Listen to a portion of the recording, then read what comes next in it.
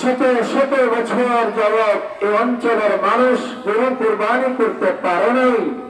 এখনো পর্যন্ত আমরা মাঝে মাঝে খবরের কাগজে দেখতে পাই গরু জবাই করে তো দূরে থাক, গরুর গোশত বহন করার কারণে অনেক মানুষকে পিটিয়ে হত্যা করে দেওয়া হচ্ছে।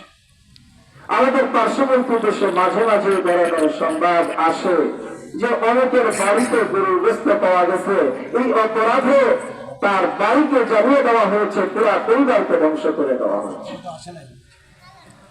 আল্লাহ রাব্বুল আলামিন আমাদের দেশের মানুষের জন্য নিরাপদ পরিবেশ প্রতিষ্ঠা করে দিয়েছেন, যার কারণে আমরা নির্বিঘ্নে নিরাপত্তার সাথে নিরাপদে প্রতি বছর গরু কোরবানি করতে পারছি। আলহামদুলিল্লাহ, আমাদের দেশে অন্যান্য পশুর তুলনায় গরুর কোরবানি বেশি হয়ে থাকে।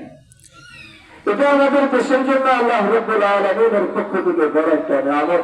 এই জন্য কোরবানি যে কতগুলো নিয়ামতের সমষ্টি, এটা বলে শেষ করা যাবে না।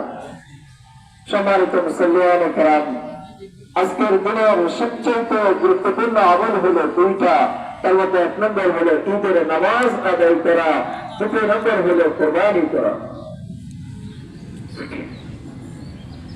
কোরবানির ফজিলত বর্ণনা করতে গিয়ে নবীজি ইরশাদ করেন, মা আমিলা আদামিয়্যুন আমালান ইয়াওমান নাহরি আহাব্বা ইলাল্লাহি মিন ইহরাকিদ দাম।